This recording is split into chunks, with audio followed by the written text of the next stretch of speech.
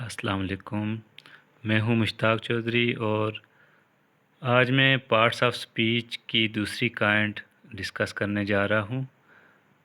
इससे पहली वीडियो में मैंने पहली काइंड डिस्कस की थी, नाउन के बारे में तफसील से हमने पढ़ा था, और आज हम पढ़ेंगे प्रोनाउन यानी इसमें ज़मीर। सबसे पहले इसकी डेफिनेशन देख लेते हैं। A word used in place of noun to avoid repetition is called pronoun. Pronoun क्या होता है? ऐसा लफ्ज़ जो इसम की जगह इस्तेमाल किया जाए ताकि इसम को बार बार दोहराया ना जाए। Pronouns are I, we, you, he, she, it, they, etcetera. Examples: Ali is my friend, Ali lives in Lahore, Ali is hardworking, Ali। अब इसका ये सेंटेंस देख लीजिएगा गौर से। Ali is my friend, he lives in Lahore, he is hardworking। ऊपर दिए गए फ़िक्रात में बार बार अली इस्तेमाल करने के बजाय हमने इसमें ज़मीर का इस्तेमाल किया है। इसमें ज़मीर उस लफ्ज़ को कहते हैं जो इसम की जगह पर इस्तेमाल किया जाता है। इसके इस्तेमाल से हम इस इसम की बार बार इस्तेमाल की ज़हमत से बच जाते हैं। Pronoun is a word which is used at the place of noun in English language instead of repetition of noun again and again. अब इसकी हम काइंड्स देख लेते हैं।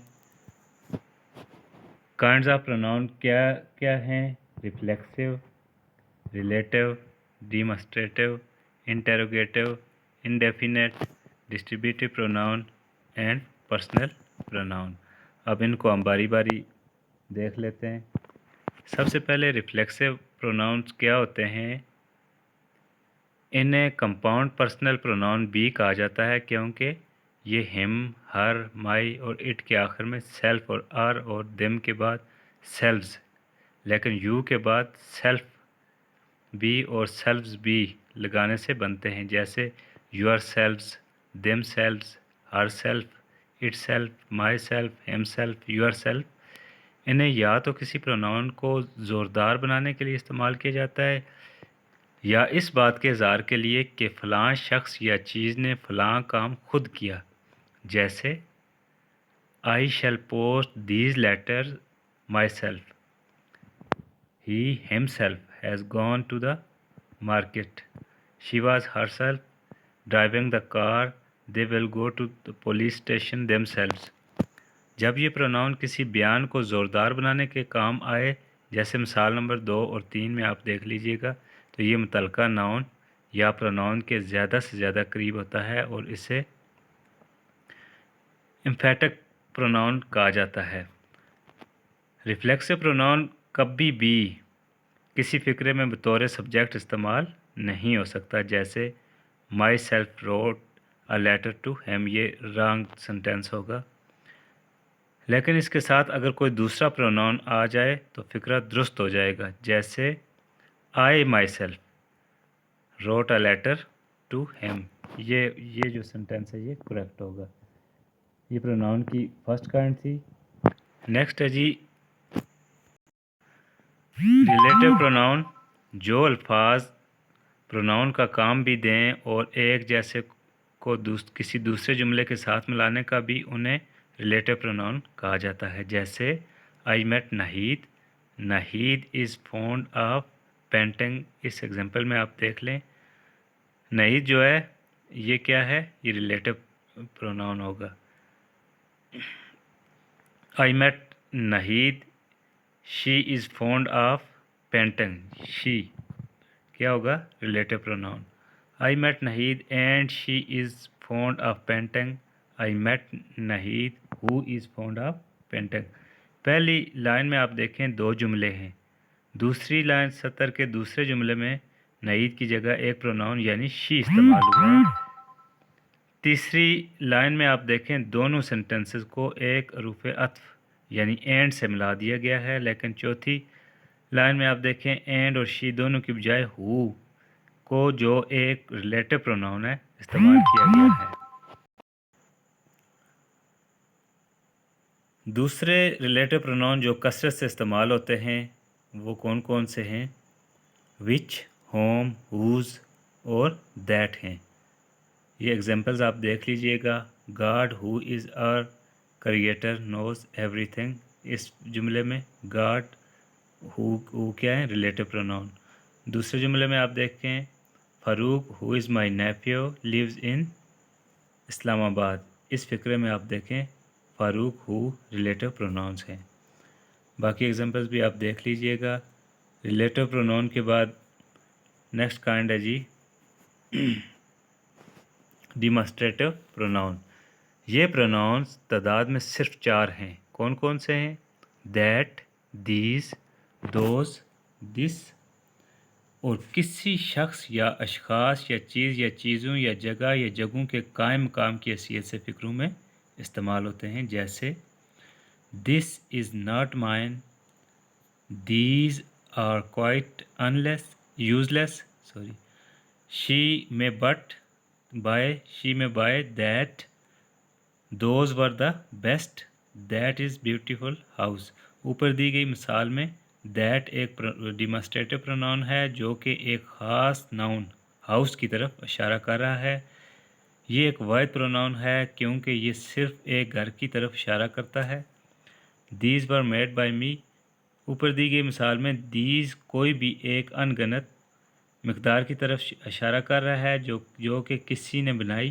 یہاں دیز جمع پروناؤن ہے کیونکہ یہ ایک سے زیادہ چیزوں کی طرف اشارہ کر رہا ہے۔ نیکسٹ کائنڈ ہے جی پروناؤن کی انٹیروگیٹو پروناؤن۔ یہ پروناؤن سوال پوچھنے کے کام آتے ہیں، جیسے ہو اسپوک ٹو یو۔ یہ تعداد میں 4 ہیں اور فقروں میں اس طرح سے استعمال ہوتے ہیں، دیکھ لیجئے گا۔ Who open the door, of whom did you speak, whose is that pen, what did you see there, which of these books have you red.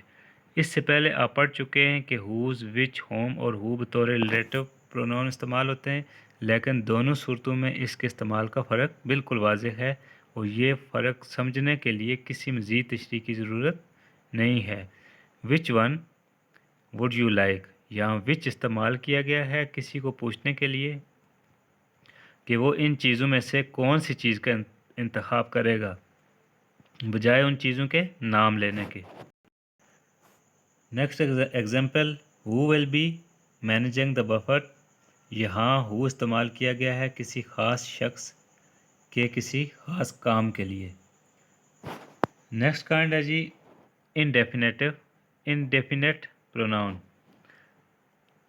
In pronoun سے مراد کوئی خاص شخص یا اشخاص یا چیز یا چیزیں نہیں، بلکہ صرف عمومیت کے ساتھ ان کا ذکر مقصود ہوتا ہے، جیسے سم یا سم باڈی، یا ون یا نو باڈی، یا مینی یا اینی ون۔ یہ پروناؤن فقروں میں اس طرح استعمال ہوتے ہیں، some forget my address, somebody must try to help her, nobody will come in time, many were injured and many died, one should obey one's elder.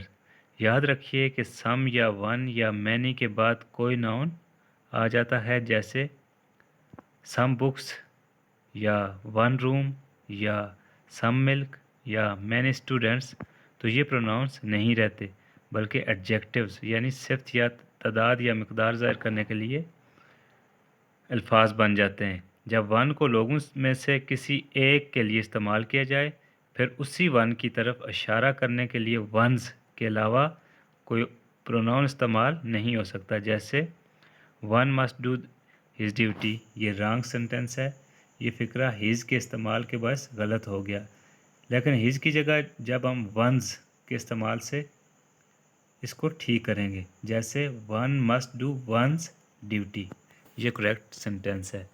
Indefinite pronoun کے بعد pronoun کی next kind ہے distributive pronouns.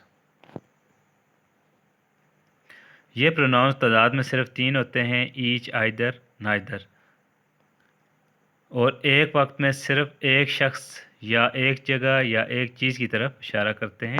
Examples دیکھ لیجئے گا، جیسے each of these boys knows how to swim, either of your servants is a liar. Neither of these rooms is airy. Each of them have been told. We each think the same. یہ باقی examples بھی آپ دیکھ لیجئے گا. H, neither, either وغیرہ یہ کیا ہیں؟ یہ ڈسٹریبیوٹیو پروناؤنس ہیں. نیکسٹ کائنڈ ہے جی پروناؤن کی پرسنل پروناؤنس. کیا ہوتے ہیں؟ انہیں گفتگو کرنے والا اپنے لیے استعمال کرتا ہے یا اس لیے کہ جس سے وہ گفتگو کرے یا اس کے لیے جس کے متعلق گفتگو کی جائے. گفتگو کرنے والا اردو میں متکلم اور انگریزی میں فرسٹ پرسن کہلاتا ہے. جیسے میں بات کر رہا ہوں تو میں واحد متکلم یا فرسٹ پرسن کہلاؤں گا. جس کے ساتھ گفتگو کی جائے اسے اردو میں حاضر یا مخاطب اور انگریزی میں سیکنڈ پرسن کہا جاتا ہے. جیسے میں ابھی بات کر رہا ہوں اور آپ سن رہے ہیں تو آپ سیکنڈ پرسن کہلائیں گے. جس کے متعلق گفتگو کی جائے اسے اردو میں غائب اور انگریزی میں تھرڈ پرسن کہا جاتا ہے. جیسے میں کسی تیسرے بندے کے بارے میں بات کر رہا ہوں اور آپ سن رہے ہیں، میں فرسٹ پرسن ہوں گا، آپ سیکنڈ ہوں گے، جو تیسرا ہوگا وہ تھرڈ پرسن ہوگا. تینوں پرسنس کے پروناؤنس شمار کے لحاظ سے سنگولر بھی ہوتے ہیں اور پلورل بھی، اور جنس کے لحاظ سے میسکولن یا مذکر بھی ہوتے ہیں اور فیمینن یعنی مونس بھی ہو سکتے ہیں. کامن یعنی مذکر اور مونس دونوں کے لیے مشترک بھی، اور نیوٹر یعنی بے جنس یا بے جان کے لیے بھی استعمال ہوتے ہیں. اس کی ایگزامپلز آپ دیکھ لیجئے گا. یہ جو ریڈ الفاظ ہیں: she bought a car, you will go to Karachi, mother loves me, boys obeyed them. تو دوستو امید ہے آپ کو پارٹس آف سپیچ کی سیکنڈ کائنڈ اچھی طرح سمجھ آئی ہوگی. نیکسٹ ویڈیو کے لیے میرا چینل لائک اور سبسکرائب کریں تاکہ آنے والی ویڈیوز تک آپ کی رسائی ممکن ہو سکے. دعاؤں میں یاد رکھیے گا اور اپنا خیال رکھیے گا. اللہ حافظ.